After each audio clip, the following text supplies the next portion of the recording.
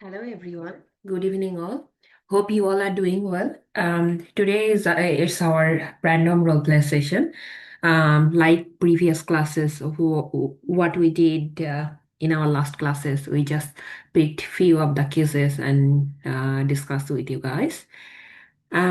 So still, it's in our free 2 week session.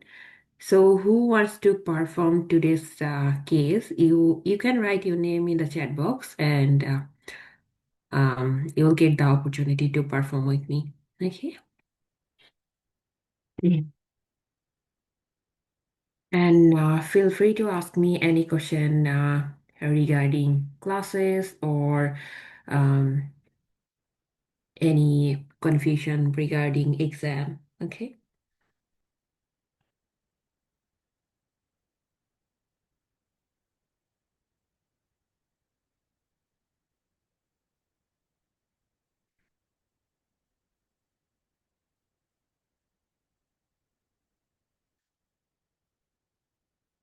Let me share my screen first. And who wants to perform? You can write your name in the chat box. Okay.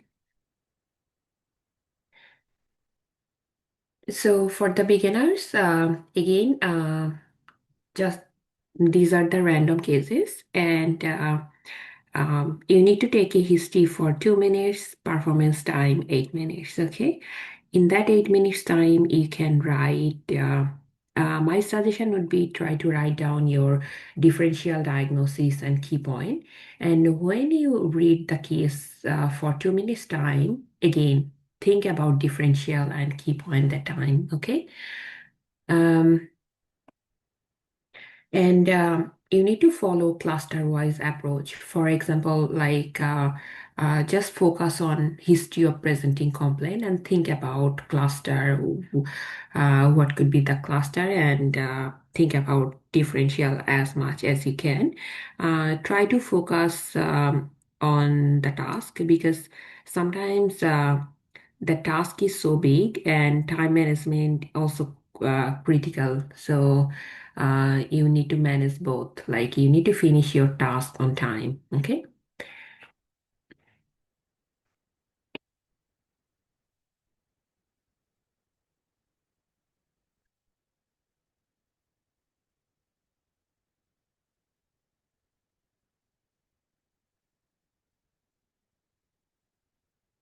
Um, let's wait for a couple of minutes and let's other people to join. And in the meantime, I can talk to you about exam. And last class, a few of the candidate asked about that. Um, while you are explaining to your patient or role player, it would be best idea to draw a picture. So when you are drawing a picture, it would be easier for you, and it would be easier for your patient as well to understand what you try to say. Okay, so draw a picture and explain, and that's how you can make a good rapport with your patient. Okay, any new candidate wants to perform?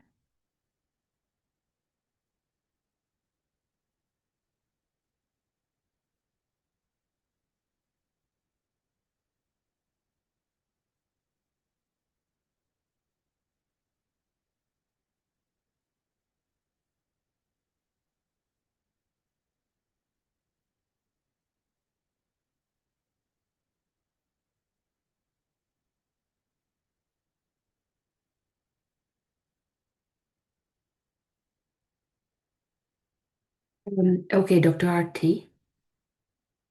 Let's start. Can you hear me? Hello. Yes, doctor. I can hear you.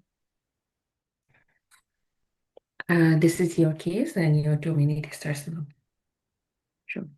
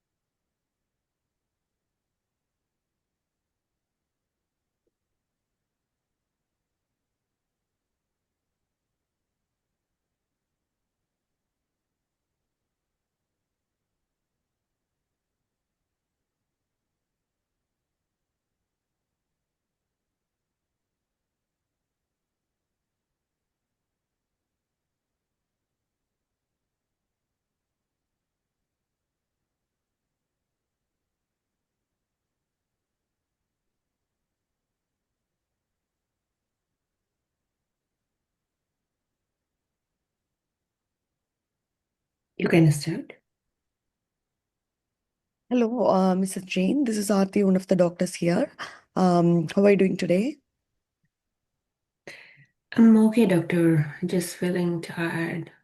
Yeah, I'm so sorry to hear that, Jane. I understand that it should be really stressful for you and being pregnant and over 36 weeks. And so, how long have you been feeling tired for? Just last 1 to 2 weeks, doctor. Okay, and did that start all of a sudden? Yeah, gradually. Okay, sure. And you are feeling tired all the time or just comes and goes? Um, yeah, most of the time, doctor. Most of the time. Do you think it's getting more worse these days? Not getting hoarse, but feeling fatigued, doctor. Okay, sure. Do you think anything that triggered this kind of tiredness, like anything unusual happened just before 2 weeks that made you feel more tired?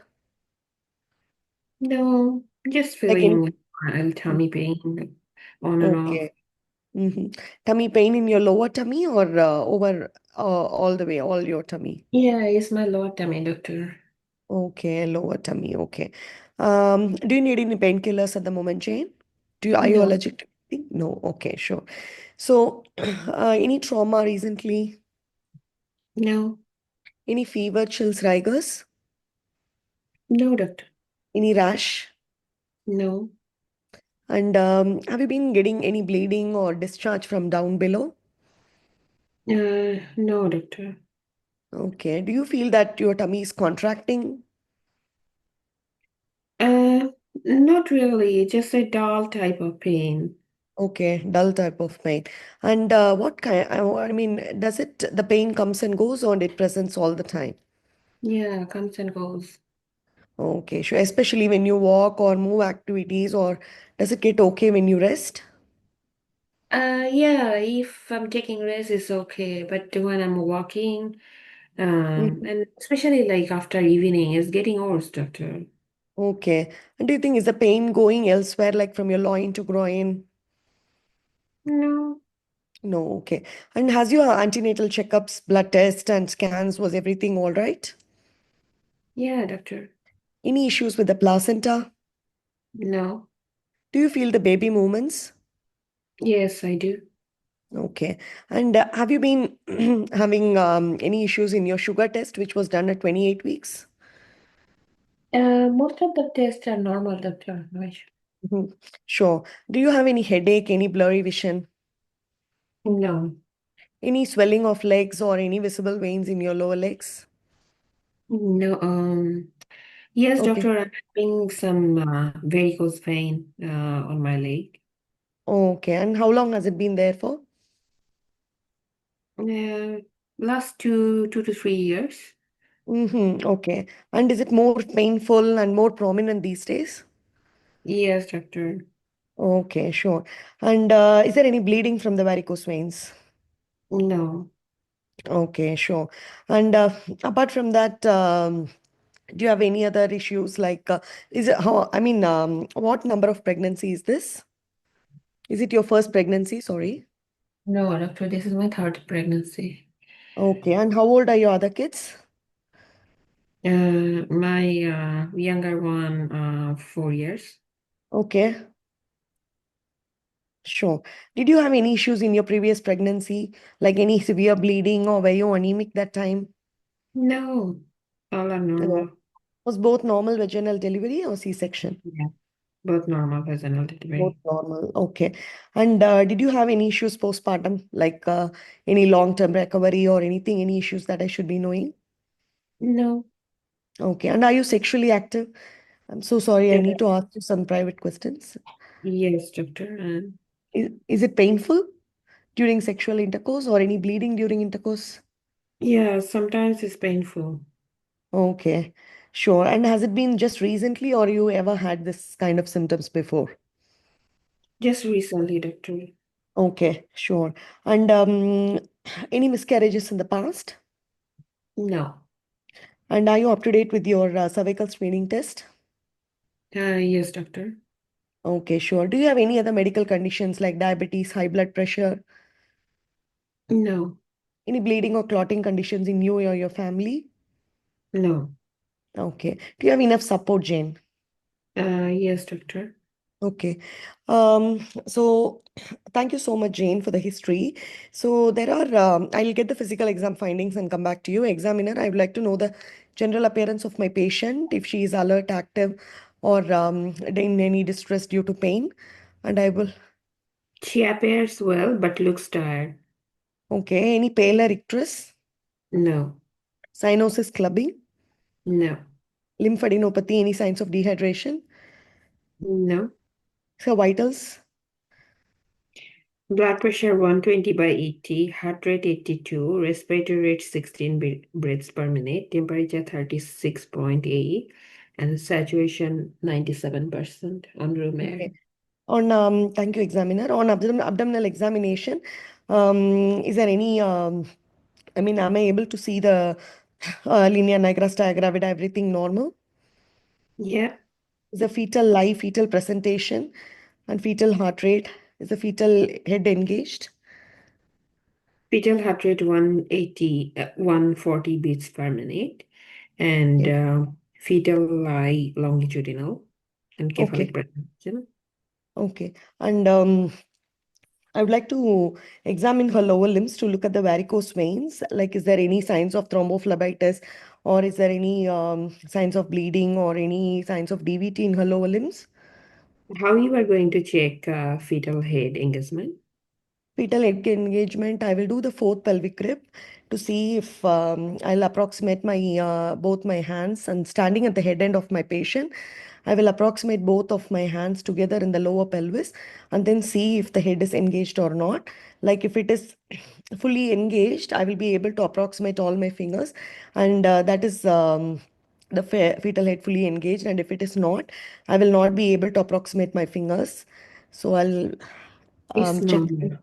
Okay, thank you, examiner. And is that abdomen any mass or contractions, mass or tenderness when I'm palpating the abdomen, examiner?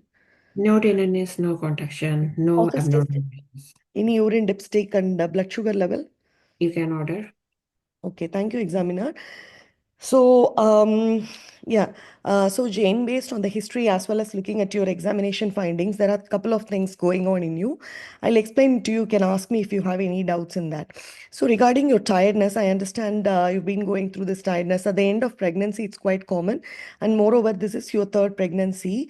We have to still assess whether you are anemic, or that could contribute to this kind of tiredness. Further, I have noticed that you are having that lower tummy pain, and that's been going on as well, and which is pretty common in the last trimester, which we call it as a pelvic congestion syndrome, which means that because your womb is growing as well as your baby is growing, that's putting a lot of pressure on your pelvis. So, Your which means time's I up. will draw a picture. Okay, thank you, doctor. Okay. Nice performance, Dr. Arthi. Um, because I knew you previously, I know your performance is really nice. Just to point out few important things. In history, you didn't ask me about pee and poo question. Yeah, Um, very and important. patient also having hemorrhoid symptoms, which you missed. Mhm. And yeah, otherwise, like most of the thing you asked, baby kick and third trimester complication. Now coming to physical examination findings, like don't invite unnecessary question, okay? Because Okay, look in here, patient complain about you like some lower tummy pain. Understand like are you thinking about is it abnormal presentation like your differential or you are asking about fetal head engagement. So sometimes like examiner will ask you how you are going to check it. So my suggestion would be don't invite like unnecessary question. Okay. So true, just true. ask about what is fetal live presentation, fetal heart rate, and is there any abnormal like contraction? Can you see it? And is there any speculum examination or any obvious discharge or bleeding from private area? And you also miss about neurological findings and Mhm. because it's a third trimester, so try to ask quick neurological findings. Is there any abnormalities? Okay. Otherwise, like important thing you already asked me. And then coming to, yeah, because of the time is just, Yes. otherwise, like your performance is nice. Okay. Maybe I should have cut shorted the history a little bit and Yeah, probably. exactly. Because look, approach of management, that means you have to explain what is pelvic congestion syndrome, and you need to also mention like just a few key point how you can manage in this stage. Um, Mm, okay, it's not a differential diagnosis case. It's basically pelvic congestion syndrome, and you need to explain some of the management. Okay, sure, so sure, it's a long case, so try to cut short your history as well. sure, doctor. And Okay. one more doubt, doctor, like in a task, like we won't be sure what is the predominant assessment area, but how to predict that? Is there any tips or tricks to predict what is the predominant You assessment can't area? predict, to be honest, you can't Mm, predict. Like mm, when you see your result, that time you can understand, oh, okay, that was the predetermined assessment area. But for example, in this case, like nobody can tell you 100% what is predominant. It could be history or it could be like your diagnosis and management. mm. So should we really split the time like 2.5, 2.5, and 2.5 minutes? Yeah, Just so that. history, try to take a history like 3.5 minutes because your third task approach of management, that means quite you have to explain like a 5C approach, like Mm, condition and then why these things happen because of the multivariate and management part, like what we can do at this stage. Like try to finish your physical examination finding in 1.5 minute, like okay, that is highest. Okay. sure, doctor. um Thank you so much, doctor. no. So let's discuss the case. 37 years old female, Mrs. Jane, presents to the antenatal clinic reporting a persistent feeling of tiredness over the past few weeks. She's 36 weeks pregnant, so your task is take a history of presenting complaint and obstetric history, physical examination finding from examiner and management. So remember, there are a few things you need to think about. Patient, she is in third trimester at this moment and complaining about tiredness. You can think about all the medicine, tiredness cluster, but you can't finish with time because patient also having um, patient is pregnant at this stage, so you don't need to ask all the tiredness cluster, just pick important differential of what could be the reason for her tiredness at this stage. um, so ask about, do you have any pain? If your patient complaining about any pain, you can give pain medication after ruling out any allergies. Then you start asking question like you can ask about, can you tell me what is your main concern? Patient main concern feels tired or fatigue for last few weeks. Ask about like, what do you mean? Is it all the time or any particular time in a day? Any pain anywhere? So patient also having pelvic pain, and the characteristics of the pain, like it's a dull type of pain worsening in the evening and after prolonged standing. She's also having some varicose vein, and that discomfort coming from that varicose vein as well. Ask about any other symptoms like nausea, vomiting. You should ask about all the third trimester complication question as well, like any headache, any visual changes, any chest pain, any short of breath, any seizure or any fit episode. Do you feel baby kick? Any leg swelling? Okay. Then ask about obstetric history. So this is her third pregnancy. Her previous two pregnancy were uncomplicated, and both deliveries were vaginal delivery. And no medical history, like past medical history, unremarkable. No surgery history, and current pregnancy, like she's up to date with all her antenatal checkups and no major complication till now. And medication allergies unremarkable. Social history also, she's having supportive husband with two children as well. Okay. Physical examination findings. So, patient vital sign, normal general appearance, also normal, just looks tired. CVS examination, respiratory unremarkable. Abdominal examination is fetal heart rate normal, fetal light presentation all are normal, and height corresponds to gestational age.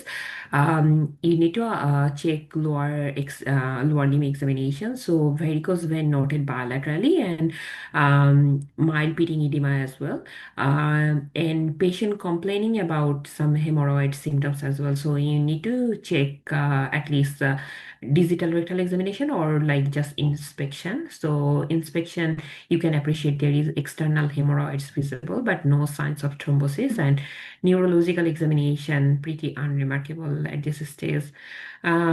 So the condition name, we call it pelvic congestion syndrome, and our differential, it could be due to patient feels tired at this stage. It could be due to anemia, thyroid dysfunction, or chronic venous insufficiency, or it could be normal physiological changes of pregnancy, including fatigue, varicose veins, and hemorrhoids. So those are your differential, okay? Um, why we are thinking is a pelvic congestion syndrome? Because patient having chronic pelvic pain, you need to ask like that pelvic pain is new, or like previously you have experience with that similar type of pain, and this pain actually worsen with prolonged standing, and that can also aggravate during or after intercourse as well. Um, and multiparity women can have that. It is pretty common condition in a multiparous woman. Okay. Then management. So always think about management means investigation, immediate and long-term management. So investigation, you need to do basic blood investigation just to check any anemia. Thyroid function, you can do again Doppler ultrasound of the lower limb just to evaluate your varicose vein, and just to rule out DVT as well. And just a symptomatic management at this stage. So for fatigue, you can advise to do some regular light exercise like walking, ensure adequate hydration and nutrition, just adequate rest as well, maintain proper sleep hygiene. Regarding that varicose vein and pelvic condition, so what you can suggest to your patient, um, compression stocking to improve venous return, and advise leg elevation when your patient sitting or lying down. And you should also suggest avoiding prolonged standing or sitting. Um, you don't need to give any medication at this stage, but if symptoms are severe in that time, you can give some medication. Okay. Regarding hemorrhoids, just advise increase dietary fiber, fluid intake to prevent constipation. Sometimes, like if hemorrhoids is so bad or painful, like you can give some topical treatment or advise to do like seize bath for symptom relief as well. And sometimes, like you can also advise to your patient using stool softener. And just say monitoring and regular follow-up. You need to also advise regarding preparation for delivery as well, like birth plan and postpartum care. So that's it for pelvic congestion syndrome.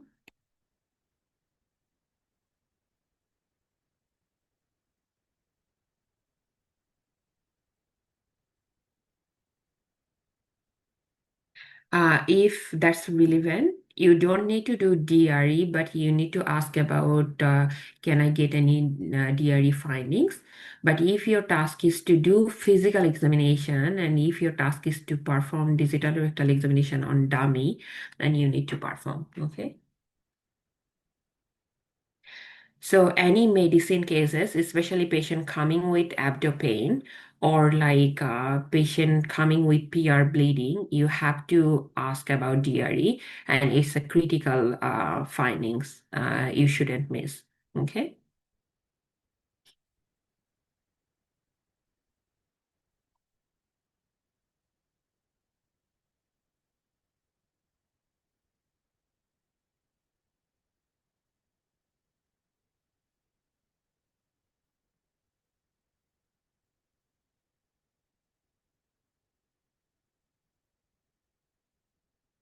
So physical examination finding from examiner, that means you are asking findings from examiner.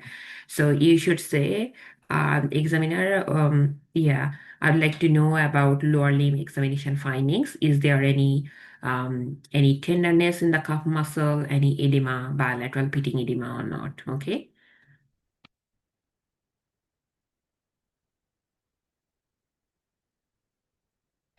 Um, and you have to be specific. If you are asking like what is the lower limb findings, then your examiner will ask like what you want to know. Okay, so just ask a specific question. Same for other system examination as well, like cardiovascular, abdomen, respiratory examination as well.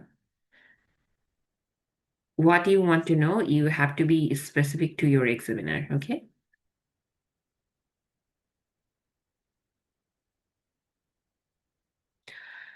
Okay, let's move to the next case. Dr. Thai. Good evening. Hello. This is your case and your 2 minute starts now.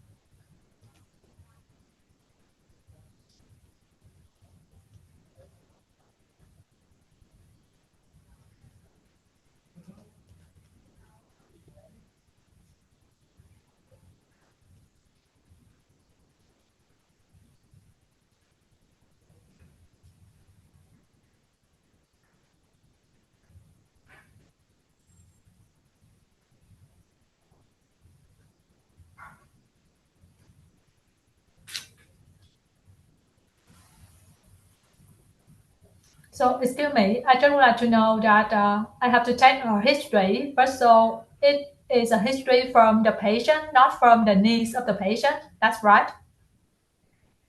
You need to take a history from knees. Oh, yeah, okay.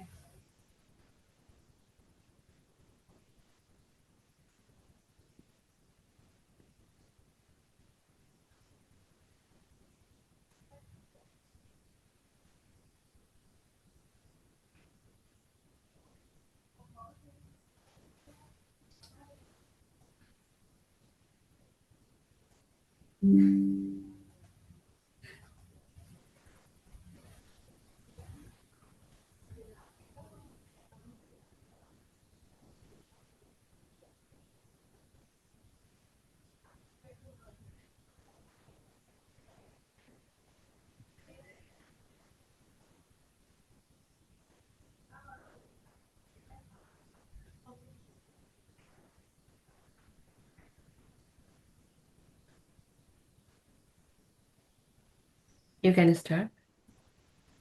Uh, Hi, Mrs. Harris. I'm Dr. Thuy, a junior doctor in this clinical practice. Nice to meet you. I understand that you come here because your niece is worrying about that one of the medication is not appropriate. So I would like to ask you and your niece a few questions so that I can help you to manage your condition and help you to get better. So could you please tell me? So how are you feeling now? I'm feeling okay, doctor, but just feeling dizzy on and off. And I'm also having some leg swelling as well. So, how long already from the last consultation with your GP? What's that? What is the last consultation, the last follow-up checkup with your heart condition? Doctor, I just recently been discharged from hospital. Yeah, so for about 1 week, you haven't visited the doctor yet, huh? This is the first time you come to see me after this Yeah. draft. Yeah, okay, I see. So could you please tell me for dizziness, it happens on and off, but do you experience any specific condition that make your dizziness getting worse? I don't know, doctor. Okay. Besides dizziness, do you have any other symptom like chest pain or shortness of breath? Um, yes, I do have shortness of breath as well, doctor.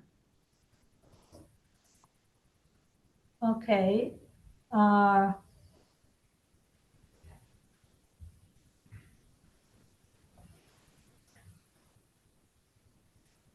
and could you please tell me how about your eating, sleeping, any daily activities until now? Eating is okay, sleeping also okay. Okay. And in recent days, do you experience any symptoms like fever, cough, or runny nose? No. Okay. And how about your breathing now? Do you feel difficult for breathing? Sorry, was that? How about your yeah, you mentioned that you got shortness of breath. So is there any specific condition you got shortness of breath? For example, lying down or any exertional activities? Yes, doctor, if I'm doing any activities, I feel I do have short of breath. Okay. Do you notice that your lower limbs are getting swelling? Yes, doctor. And how about your urination? Yeah, it's okay. It's okay, yeah. Okay.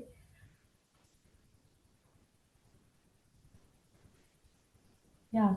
And for the medication, you keep going with the medication or do you how can I say skip any dose? I mean that you use the medication on a daily routine. Yes, doctor, I'm taking medication as prescribed doses. Okay. And as I noted that you have just been prescribed a new medication for called amlodipine. So when you use the new medication, how do you feel? I don't feel any difference, doctor, but as I said, like my symptoms is not that improved, doctor. And pharmacy also concerned about that medication. That's why I'm coming here. Yeah. Mm.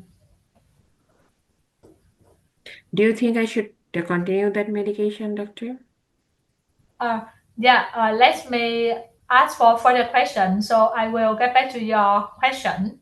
Yeah, you don't feel better, but you think that your condition is getting worse every day. No, it's still the same, Yeah, okay. but my leg swelling getting worse.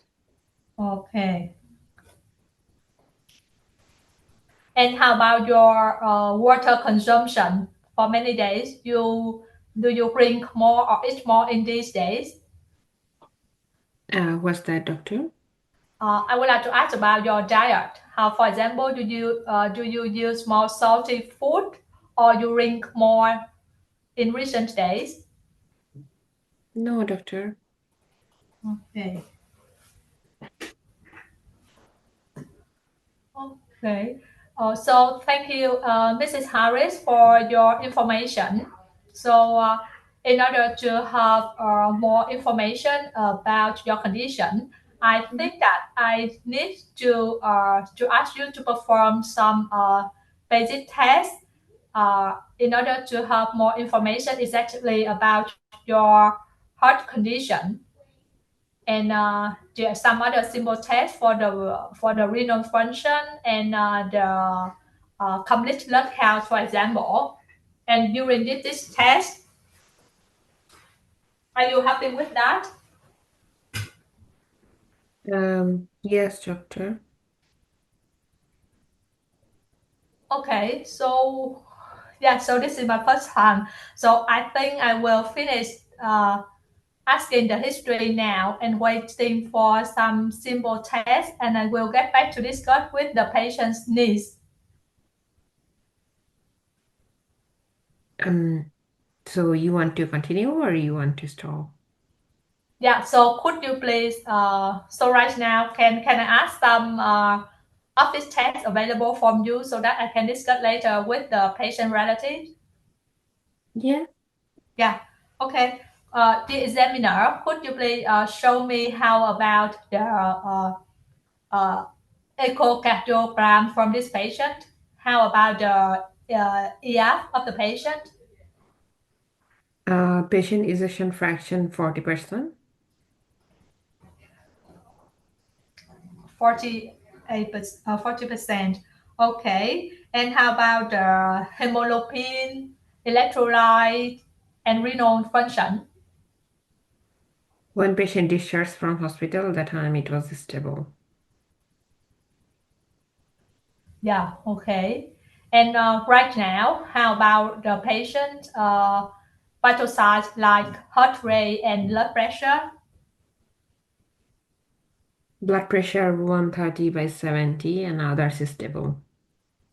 Yeah. How about the respiratory rate and oxygen saturation? Respiratory rate 18 and saturation 95% on room air. Your time's up. Yeah, thank you. Okay. Nice try, Dr. Thai. I understand like you perform with me for the first time.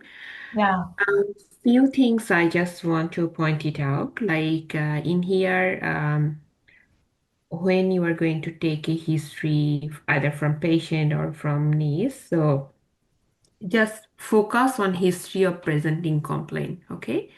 So here, patient needs main concern about medication. Okay. Definitely patient discharged from hospital because of congestive heart failure, and patient do have symptoms still now because patient having like heart hip ref.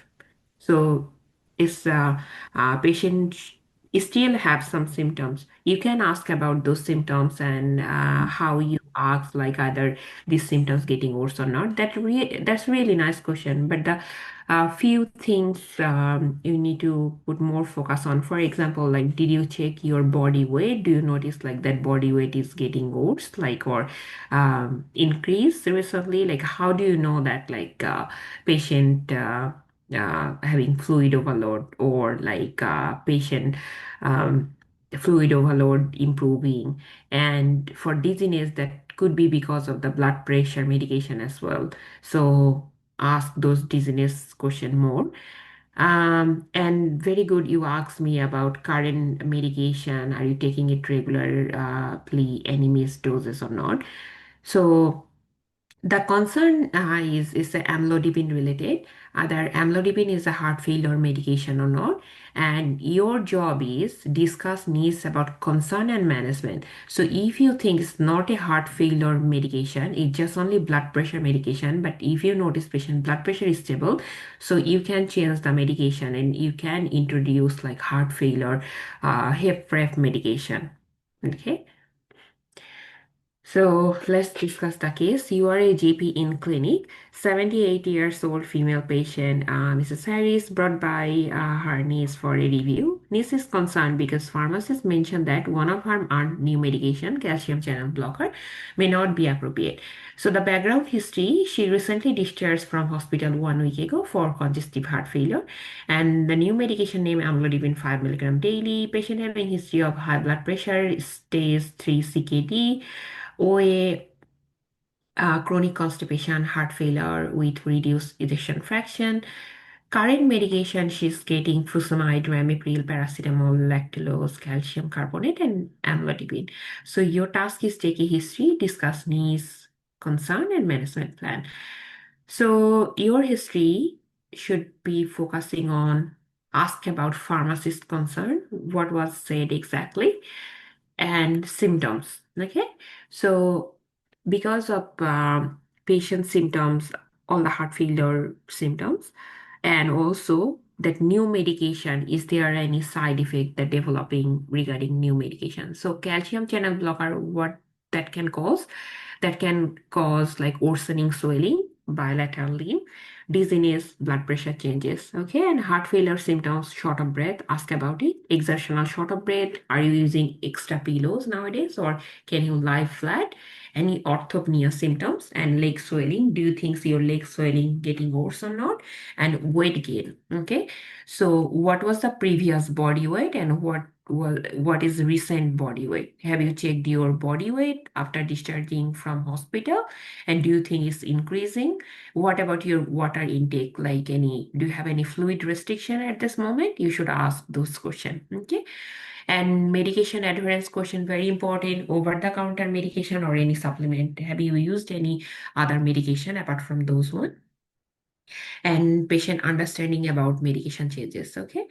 So now discuss to needs regarding that amlodipine. So you can say, look, amlodipine, they started during the hospital. That could be because of maybe blood pressure. I'm not sure, but that your blood pressure is stable at this moment, and amlodipine in heart failure is not a first line because due to risk of worsening edema and there is no mortality benefits of this medication. Okay, and also there is a polypharmacy risk as well, like adverse drug reaction can happen, medication interaction. As I said, amlodipine that can cause worsening bilateral edema, and that time more diuretics needed. Okay, so, and also it has no mortality benefits in heart failure and not a fast line medication. So my suggestion would be I'm going to change heart failure medication because my focus would be optimizing heart failure management at this moment. So patient needs either ACE inhibitor or ARB or ARNI. Patient already on ramipril, so that's good. And patient also needs beta blocker. And if patient tolerated like slowly, you can introduce either spironolactone, and this patient also needs SGLT2 as well. Okay, so all those like heart failure medication you can give to the patient, and you can review the patient in 1 week after. So you can say like I'm going to arrange like medication reconciliation with recent hospital discharge summary, and I need to discuss with pharmacist for medication review as well. I'll refer you to the heart failure clinic as well, and I'll follow you up in 1 week time for symptom review and blood pressure check. In the meantime, you can ask like, do you have any blood pressure machine at home? You can check regular blood pressure at home as well. Okay. So just the patient is concerned, amlodipine is helpful for blood pressure, but not in people with heart failure. It can sometimes make swelling worse and may not help with heart function. So as pharmacy was concerned, so that is a really good pick.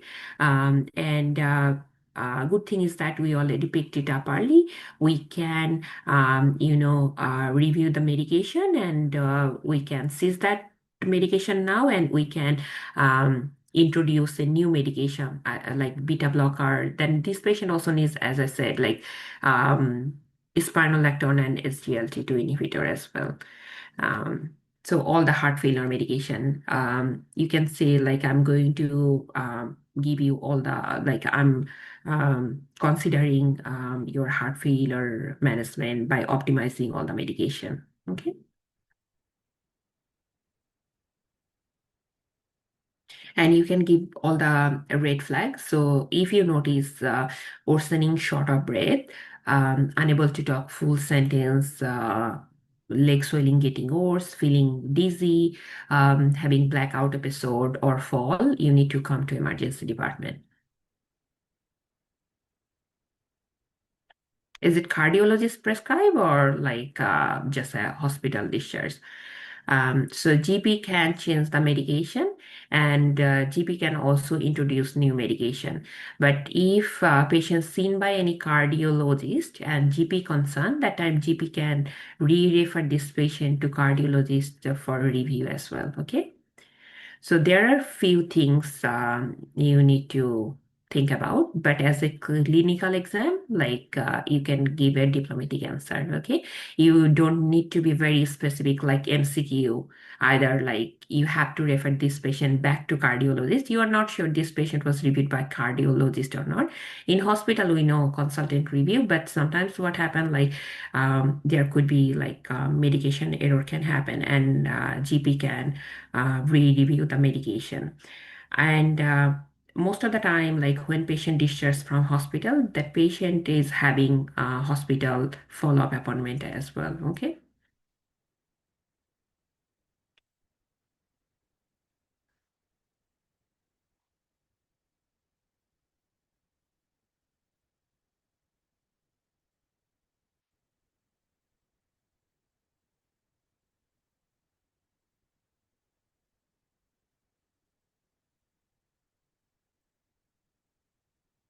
Um, Dr. Rui, I got your point. For example, like it depends on your history of presenting complaint and what differential you are thinking about. But for head to toe, you cannot finish with time if you are asking like all specific, like each and everything for physical examination. So just a bit touch of, for example, like cardiovascular, you can just ask about what about the heart sound, dual heart sound, is there any audible murmur, any added sound? Respiratory examination, can you appreciate ear entry bilateral equal, is there any wheeze, any crackles? That's it. Okay. But if your task or case relevant to respiratory related topic, then you have to ask about inspection, then palpation, percussion findings, and auscultation findings. You got my point? But my suggestion would be to you, Dr. Rui, join our theory classes. In theory classes, you will learn more, okay? So in theory classes, Dr. Arshan will teach you like how to take a proper physical examination, on subject wise, like medicine, how you need to take, and definitely cluster wise approach as well, okay?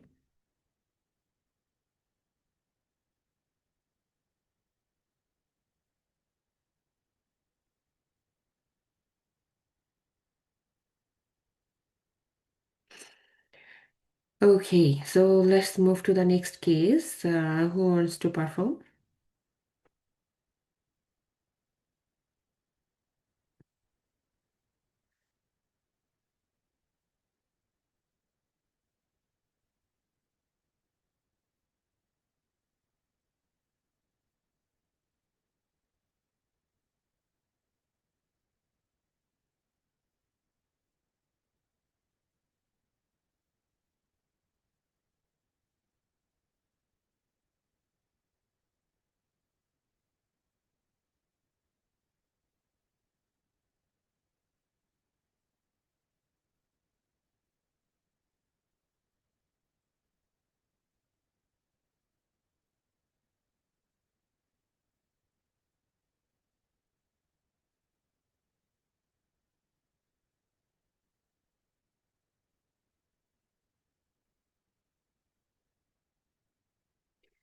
Any candidate wants to perform?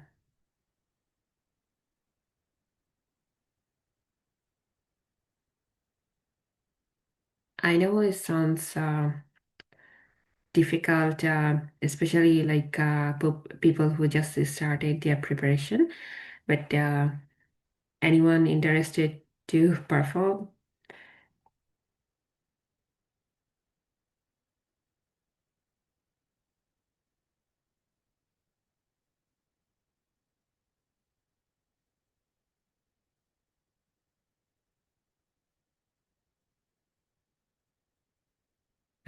Okay, Dr. Vishnu. Yes, I'm here. Thank you. No worries. Okay, this is your case, and your 2 minute starts now.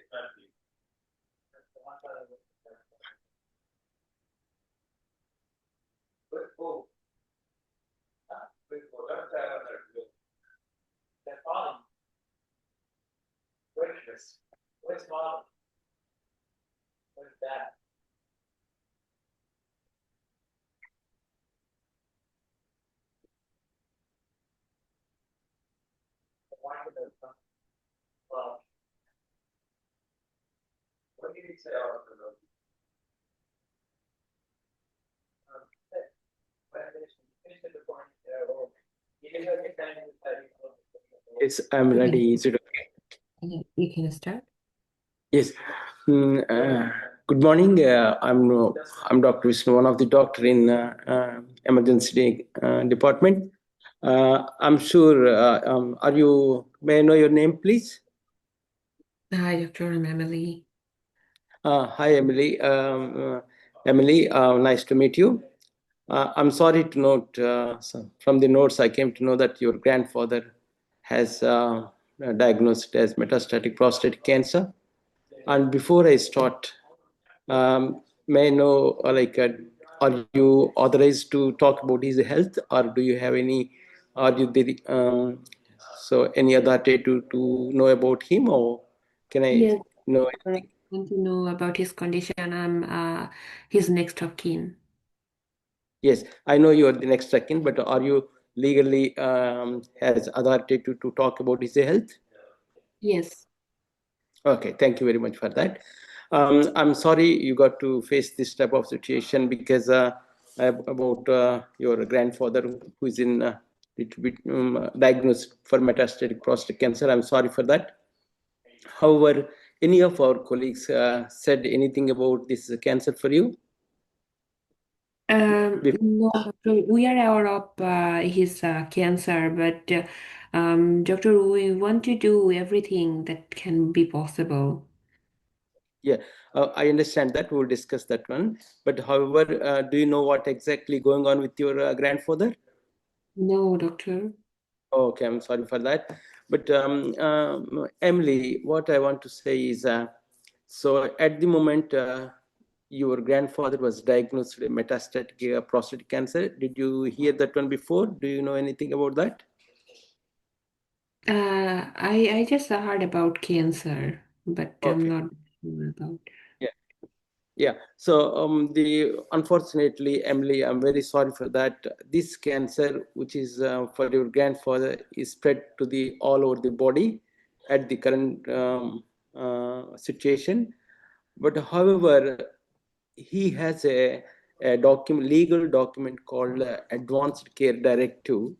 According to the directive, and what he said is like intubation or ventilation and is not to be done when if in case of emergency. He advised only palliative care. It is a legal document for us. Do you understand what is the Advanced Care Directive, Emily? No, doctor, what's that?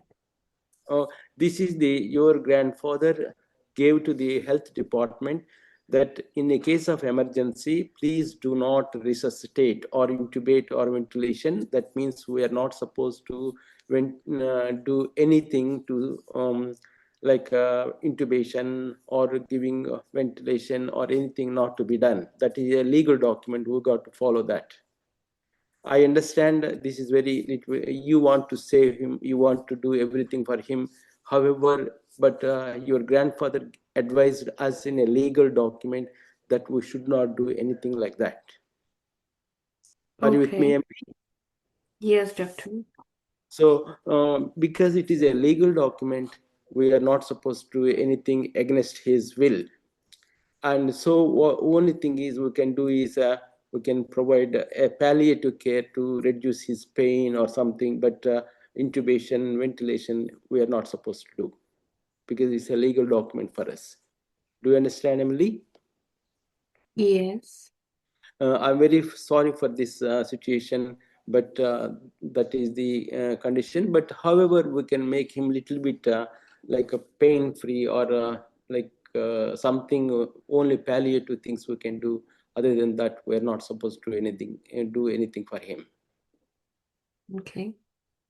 So, so do you have any questions for me? So, how we were going to treat him?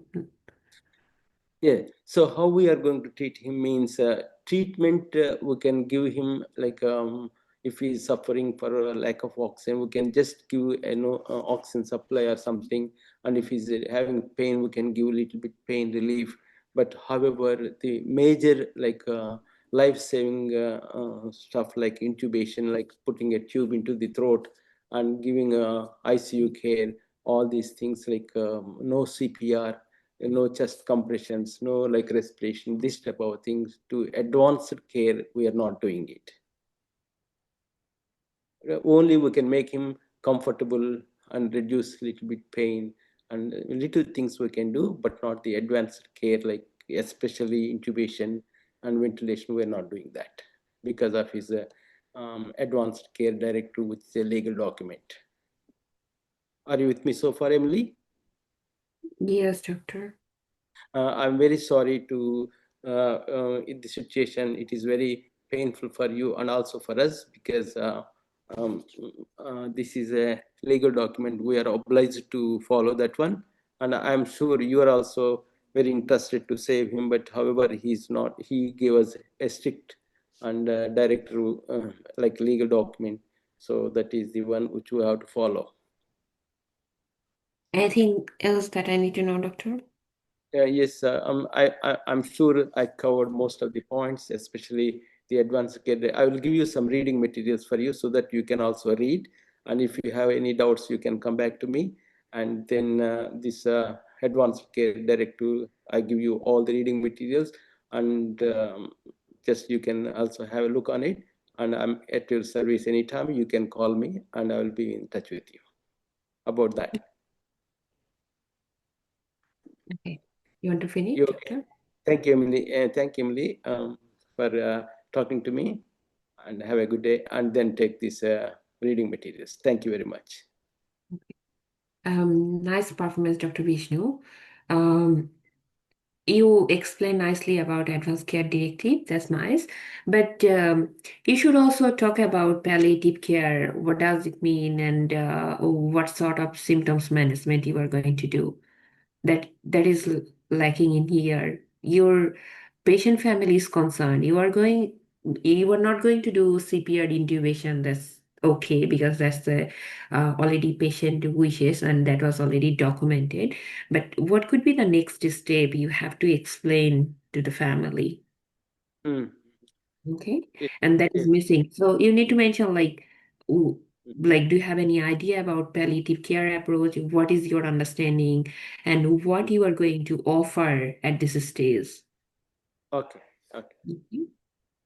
Thank you. I was Um, with nervous and I I can sorry for. understand you are more focusing on advanced care directive like no CPR, no intubation. But in Yes. here also like palliative care because preference for comfort or palliative care, you need to also explain what does it mean and what you are going to offer for this Yeah. patient. Okay. Okay. Thank you very much. So you are a junior doctor in ED. An 82 years old man, Mr. Arthur Smith, was brought by ambulance from his aged care facility with short of breath and decreased level of consciousness. His granddaughter Emily is present and anxious about Smith because he has advanced metastatic prostate cancer, and there is an advanced care directive documented stating that no CPR, no intubation or ventilation, and preference for comfort or palliative care only. So you are asked to speak with the granddaughter. So your task is talk to Emily about her grandfather's condition and explain the plan of care. She is unsure about the directive, advanced care directive, and she wants to do everything possible. Okay. So basically, it's a counseling case. So the key points to explore, you can ask a little bit history, how much Emily, you can introduce yourself in nicely. You can sit in a quiet place, like you can say, like Emily, let's sit and let's talk about your grandfather's condition. What is your understanding about your grandfather condition? How much do you know about his condition? Okay. Check her understanding about current situation and explain the role of advanced care directive, that is legally binding documents and that reflects basically patient wishes, and outline that current condition. So our current condition is a terminal illness, poor prognosis or prognosis is trajectory, and describe about that palliative care approach, like basically symptom management, and we need to also respect his dignity and no prolonged sufferings. And you need to also support family decision making, reassurance, offer spiritual social worker support as well. So those are the key point. And in here, so your communication approach would be, as I said, like introduce yourself nicely, and you can say, I understand this is a very difficult time for you and your family. I would like to talk with you about your grandfather's condition and his care plan. Is that okay? Then you can ask like, how much do you know about his condition, Emily? Are you aware of that your grandfather having advanced metastatic prostate cancer? What does it mean? It means that his cancer is spreading almost. Spreading other parts of the body, like in the bones, liver, or others organ as well. Okay. Um, and then you can see, like, unfortunately, his cancer has progressed and his body is no longer responding to treatment. Okay. And Mr. Smith is very unwell at this stage. Um, his consciousness reduced and also having short of breath. Okay. So your grandfather has an advanced care directive, which is a legal document where he clearly stated his wishes, like not to have CPR or to have ventilation or intubation. What does it mean? So in case like his heart is stop beating, he doesn't want us to jump on his chest and to do, CPR, cardiopulmonary resuscitation. Or he doesn't want to put a tube in his throat for artificial ventilation. Okay, it means that he wanted a natural, comfortable passing without aggressive medical intervention. Okay, do you understand so far? Any question for me? Then your grandfather wishes as well, like palliative care approach in case terminal, because his condition is terminal at this stage and prognosis is trajectory. So he also documented in that advanced care directive, he preferred palliative approach. What does it mean? Our goal now is to keep him comfortable. Okay. In case if he's having pain, we are giving him pain medication. He's having short of breath, we are giving him oxygen. And if he's having nausea, vomiting, we'll give him like nausea, vomiting medication, anxiety medication as well, and we'll ensure his dignity. Okay, this is called palliative care, and it's what he chose for himself. Okay, I know it's very difficult time for you and your family, and I really appreciate that you have done the right thing by being here and advocating for him.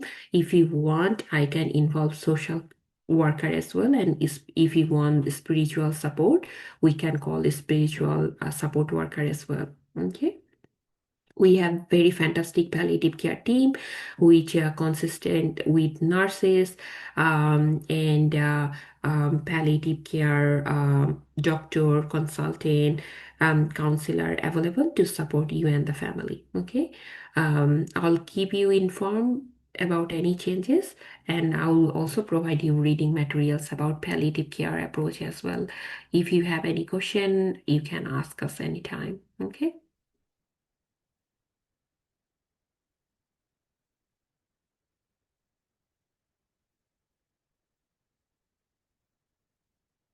Um, so that's the case.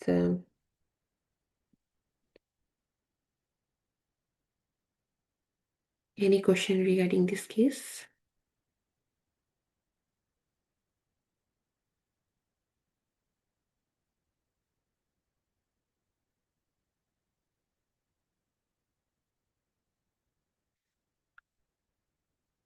If no questions, so let's move to the next case. Who wants to perform?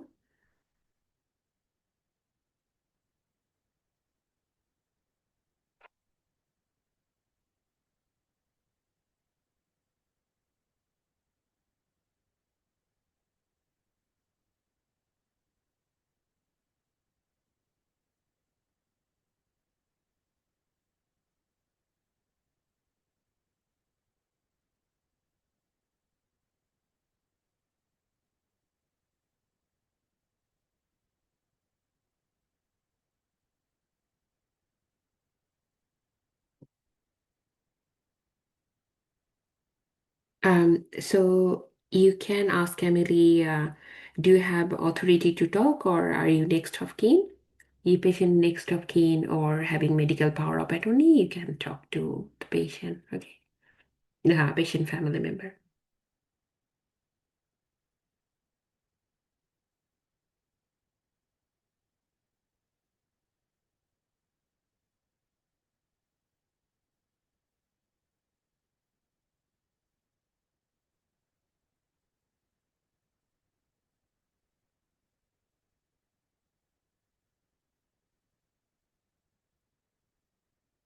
Anyone wants to perform?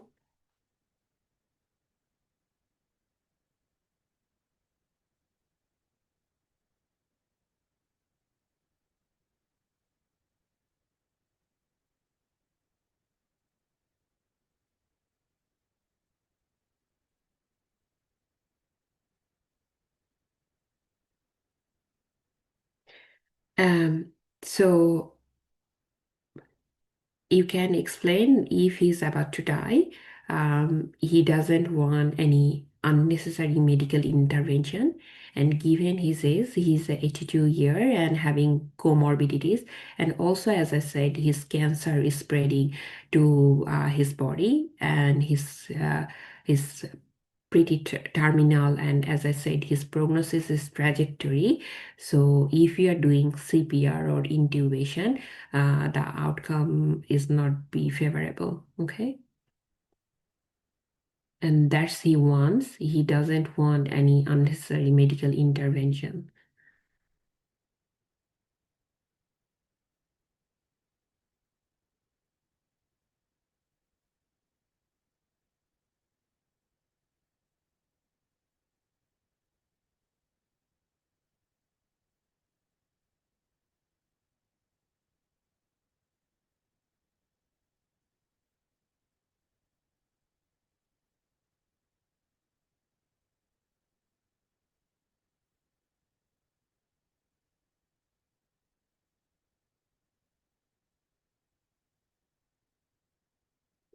Anybody wants to perform?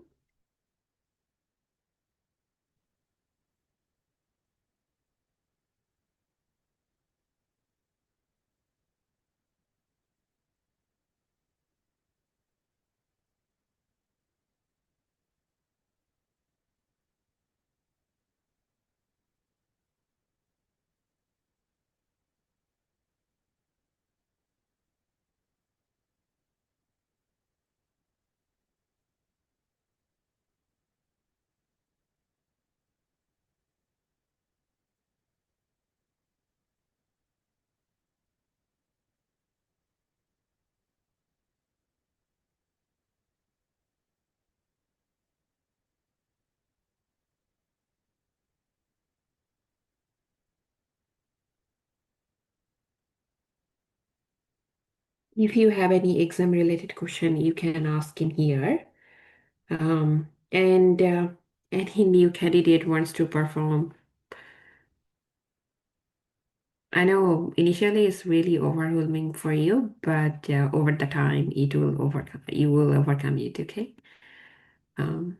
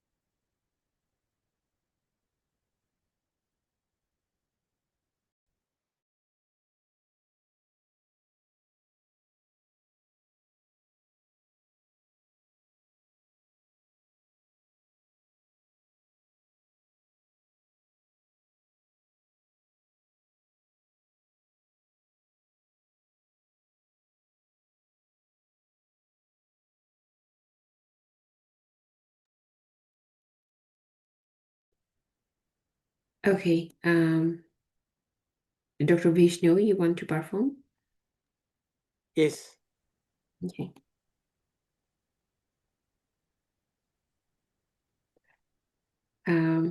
That's your case, and your 2 minute starts now.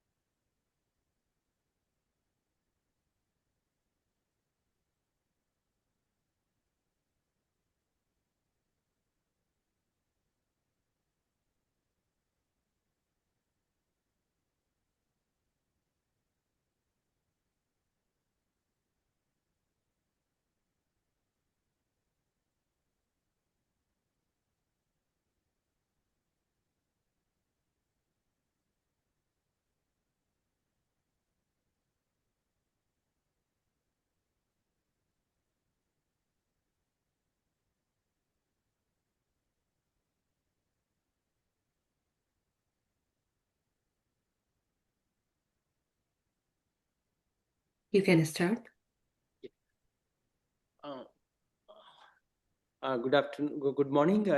I'm Dr. Dr. Vishnu, one of the doctor, and I know you are. May I know your name, please? Hi, doctor. I'm David. Uh, I'm sorry, David. I saw from the notes that you fell down in the bathroom. I'm very sorry for that. How you are doing today? Can you tell me more about what exactly happened for me? Yes, doctor. I just went to the bathroom this morning, and while trying to use the toilet, and I just fell on the floor. Oh, I'm very sorry for that, David. And how is the pain right now? Do you want something for me to give to organize for you? How is your pain right now? It's painful on my left leg, doctor, and hip as well. Okay. Do you want some analysis for you? Do you want me to arrange for right now, or is Yes, it please. okay? Okay, thank you. Do you have any allergies, David? No. No. Okay, thank you. I will organize that for that one. Is it okay for me to continue to take some history what exactly happened? Yeah. Yeah, okay. Thank you, David. And but give me a few minutes. I will talk to my examiner and be back to you in 1 minute. And Mm, examiner, is my patient David, is he hemodynamically stable? yes, you can Yeah. proceed. Okay. Thank you very much, examiner. Sorry, David. Thanks for waiting for me. Yes, I'm organizing painkillers for you. And before that, I would like to ask you, like, after the fall, did you uh, stand normally and did you walk back to your bed? At the time, nurse gave me assistance. And with the help of assistants, you just walked back to the bed. Yes. Yeah, that means your weight bearing was okay. Like in your hip joint, is it weight bearing is okay? Okay, doctor, but I'm having pain on my left leg and hip. Okay, you got pain in the left hip and the leg. Okay, and apart from that, how about your knee joint, the operated one? Is there any problem in the knee joint? Um, I think that's okay, doctor. Okay, that's good.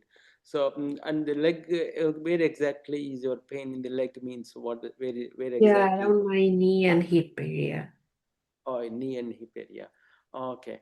So, okay. What happened in the toilet? Like, how you fell down? Like, can you explain me a little bit more? Like, where did you go there to the toilet, urine to pass urine? Or did you go there? So, doctor, I went to the bathroom, and while I was walking, feeling sudden weakness on my left leg, and that time, I was unable to support my body weight, and that's actually leading to that fall. Okay. Did you feel dizzy and fall, or did you feel pain and fell down?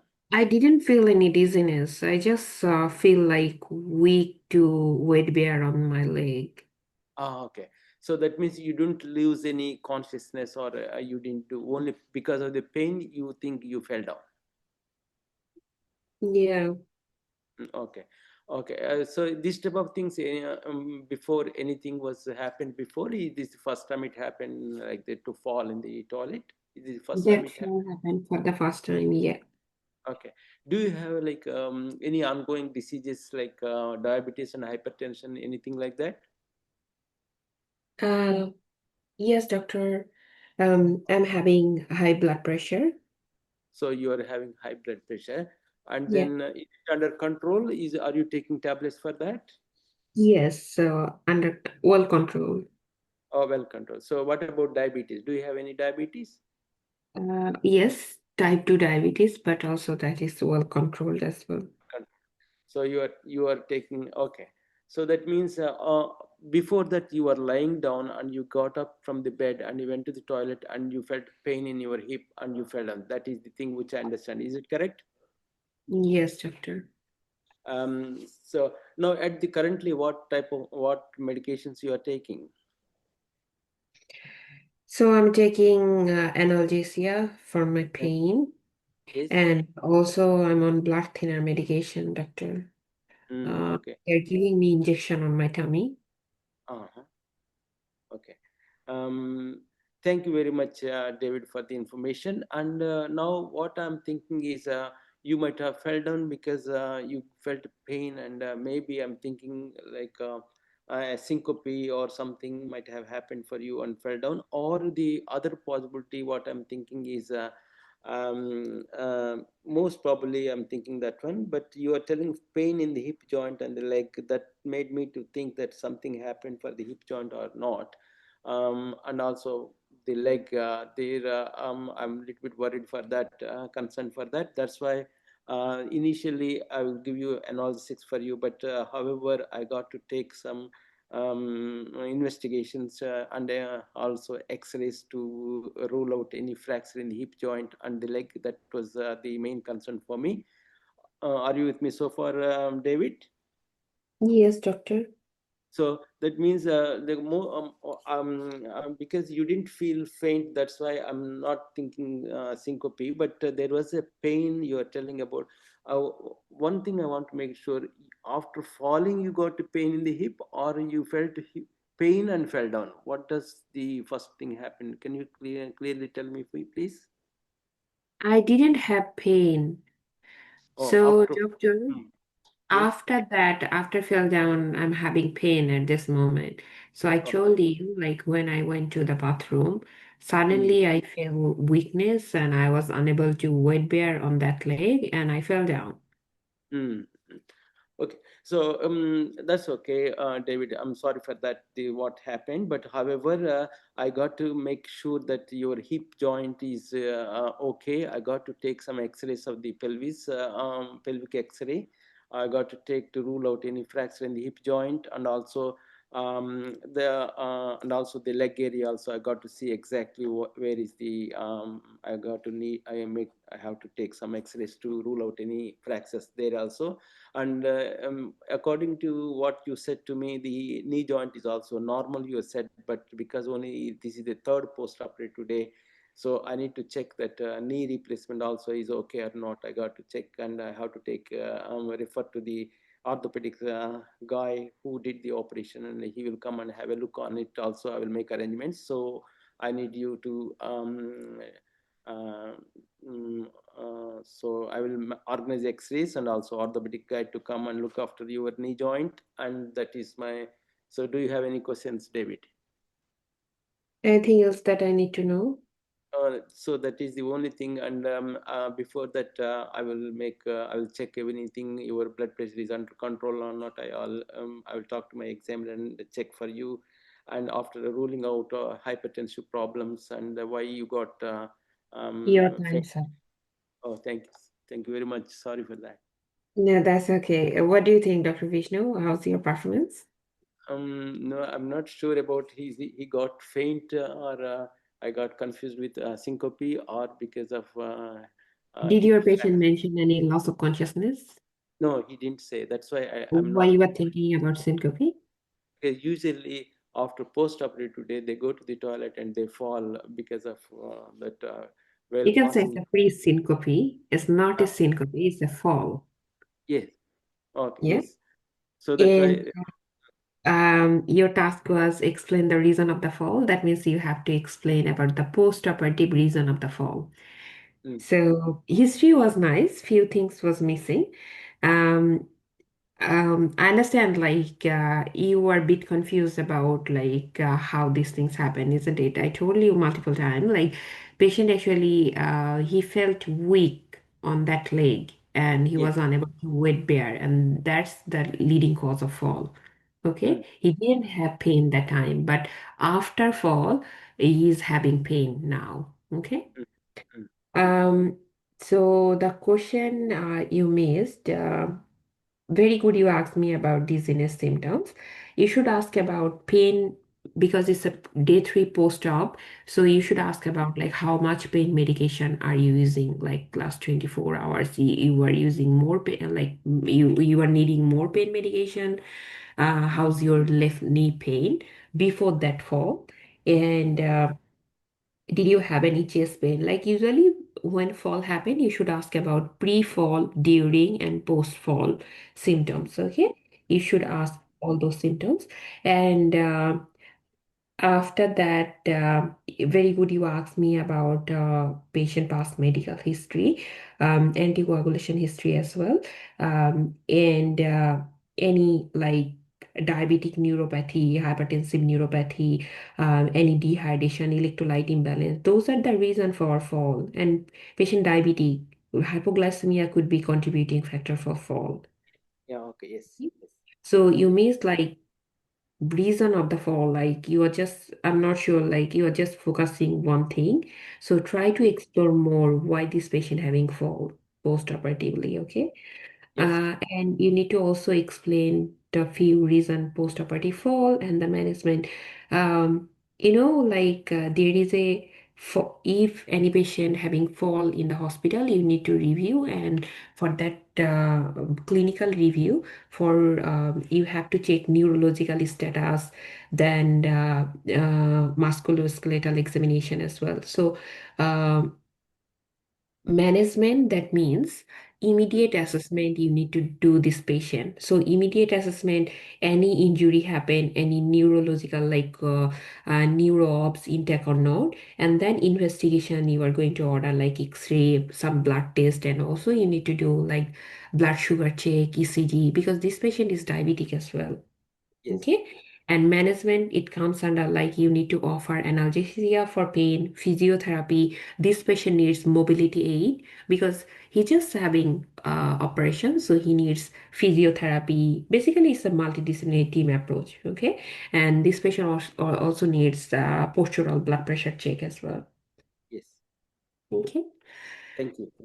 No worries. Let's discuss the case. 70 years old male, David, post-operative day 3 following a left knee replacement surgery. The surgery was uneventful and he had begun mobilization with assistance. Patient fell in the bathroom this morning while trying to use the toilet. No major injury observed immediately after the fall, but the patient complains of pain in the left leg and hip. So your task is to take a history, explain the reason of the fall and management. Uh, so very good. Dr. Vishnu checked hemodynamic stability at the beginning, so that's nice. Ask about the event. The fall occurred while walking to the bathroom, and the patient reports feeling sudden weakness in the left leg and inability to support his body weight, and that's leading to the fall. And post-fall patient having pain on the left leg and hip area as well. He denies any dizziness, no vision changes, and medication-wise, he's taking post-operative analgesia, including opioids and also all VT prophylaxis as well. He's also having past medical history like high blood pressure, diabetes, but those are well controlled, and no history of previous fall. Medication wise, as I said, opioids that can cause sedation and impair coordination, antihypertensive medication and diabetes medication as well. Um, and social history um, is he lives independently with his wife, and he's using walking aids prior to hospital admission. Alcohol smoking, no history about that one. And yeah, mobility previously independent, but use a walking stick for long distance. Okay. So what could be the reason for fall post-operatively? So there could be multifactorial, that could be multifactorial. Either it could be intrinsic factor or extrinsic factor. It could be due to post-operative medication, like overdose of opioid use. That could be balance issue, like age-related problem. It could be due to orthostatic hypotension, or other reason it could be due to as I said, like post-operative muscle weakness or imbalance can happen because patient is day 3 knee surgery, and that is the reason for limited mobility, swelling, and pain, leading to difficulty in weight bear and coordination. Another reason could be medication-related, antihypertensive or orthostatic hypotension.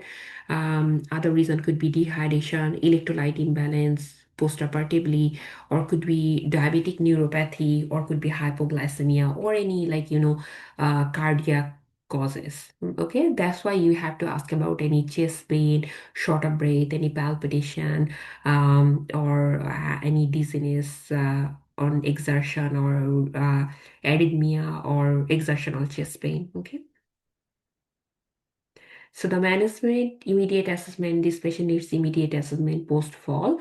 So immediate assessment comes with physical examination, neurological status, and musculoskeletal examination as well. And then vital sign, which we already asked.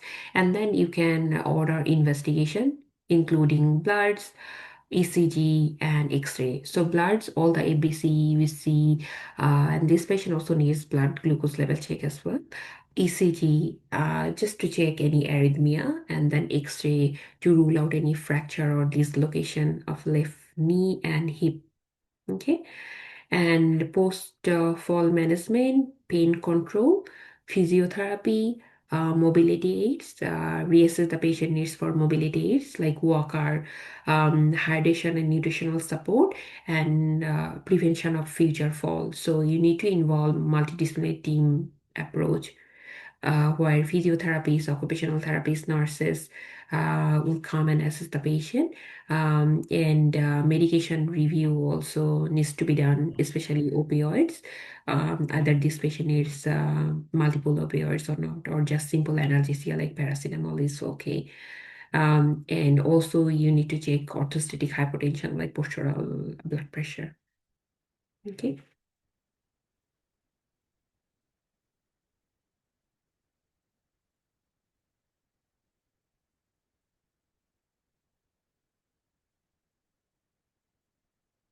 Yeah, that can happen, urinary tract infection. So you should ask about that question as well, like gallbladder question. Okay.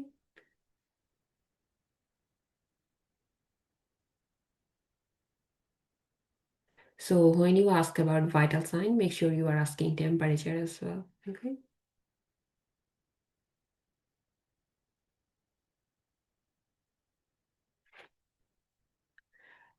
So your task is management. Management means physical examination. You don't need to do all the physical examination, or you don't need to ask physical examination finding from your examiner. You just say, post fall, I have to do physical examination for my patient. I'm going to make sure my patient is neurovascularly intact, and I'm going to check neurological and musculoskeletal examination as well. But you don't need to ask about the findings, okay?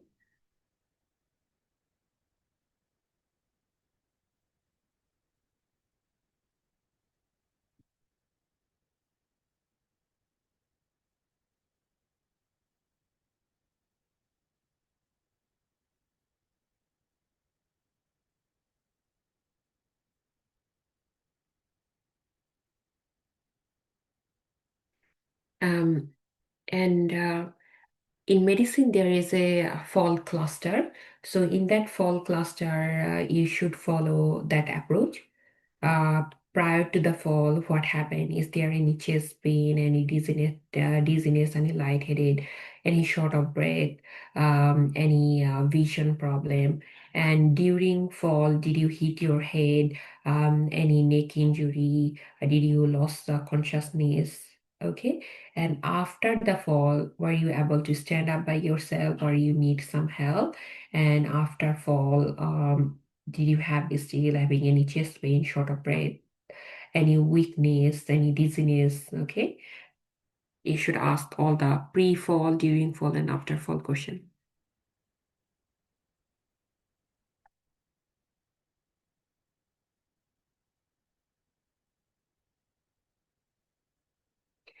Any question for this case?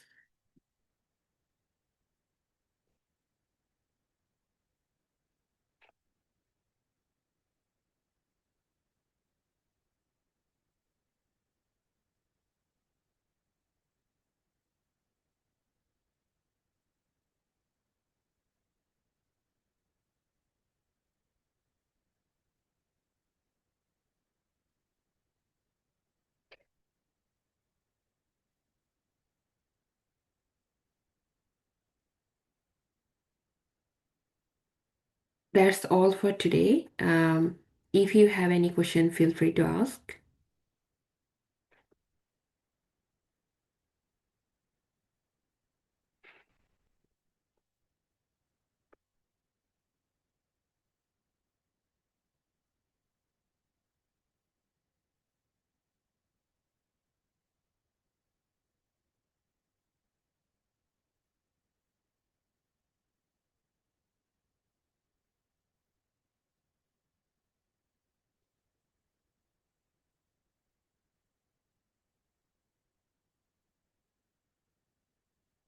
How to split time for the task? I know initially it's very hard, uh, but you will overcome it.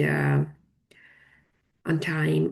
To be honest, like find a suitable study partner and perform role play as much as you can. If you're performing role play every day, you will make a habit, and your muscle memory or brain memory, that can automatically understand about the time management. My biggest weakness when I was taking my preparation, that was time management. But luckily, I managed time during exam. I think during exam, they're very particular about their task, and very, like, I think maybe two or three cases were very big, but most of the cases were not that big. Maybe three. Most of the cases were three tasks. Um, yeah, and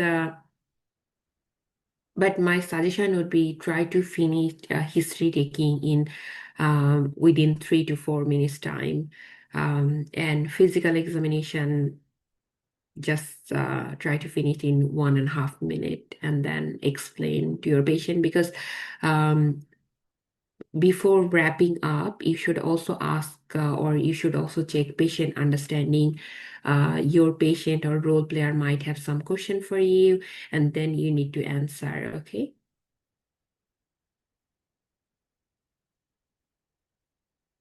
And remember, you are not allowed to use any timer or clock during your examination time.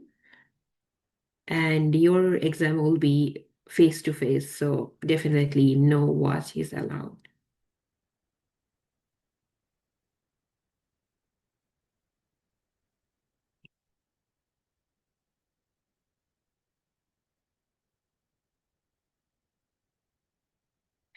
Sure. So, in case if you forget to ask about any important question and you move to, for example, you move to second task, and second task is physical examination finding from examiner, and suddenly you realize like you missed that question. So when you come back, then you can say like, "Hi, Mrs. John," or whatever your patient. You can say, "I forget to ask you one question," and then you can ask. Okay, there is no harm. Okay, you can ask that time. Samira, can I ask you one question, please? I'm not Dr. Samira, I'm Dr. Cynthia. Sorry, Dr. Cynthia. Can I talk to you, please? Yeah, yeah.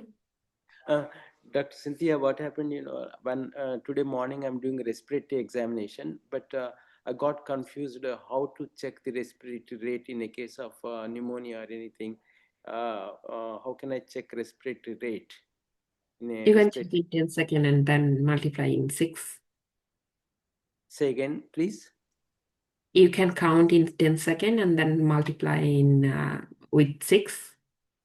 Okay, without watch, I just count 10 seconds on in my head and then multiply by 6 times. Is that? Yeah, yeah. Okay, that's okay. Thank you very much for that. And because most of the time what happened, like in physical examination, you will get like, role player, they are not the real patient, or you will get dummy. Okay. Mm, So patient might not have exact symptoms. So mm, in physical examination, you can do, or you can say, like, you can give running commentary to your examiner. You can say, I'm going to check respiratory rate of my patient by using my watch, and I'm counting in 10 seconds and multiply with 6, and then mm. ask to your examiner, may I know respiratory rate of my patient? Okay, Okay. because Uh, that is not the real patient. You understand uh, what I try to say? Because that is just the role player, like they are actor or actress. So they don't have like real findings. E patient having respiratory distress, they don't have real findings. So you can tell to your examiner, I'm going to check in this way, but I need to know the findings. So you just need to give a running commentary and you will get the positive finding from your examiner. oh, thank you, Cynthia. Dr. Cynthia, you are very good. Thank you very much for that. Thank you.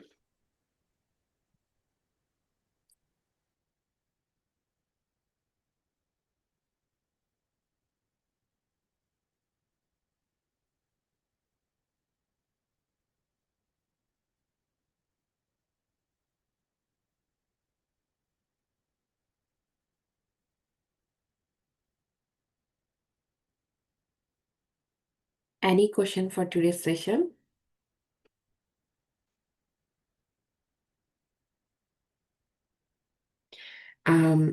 For course related any inquiry, just ask to Dr. Arshan.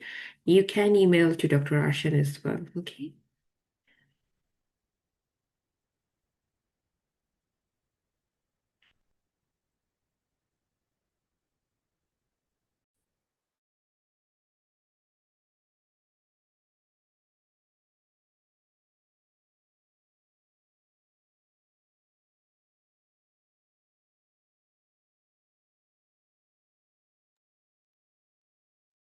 If you don't have any questions, so let's finish our today's role play session.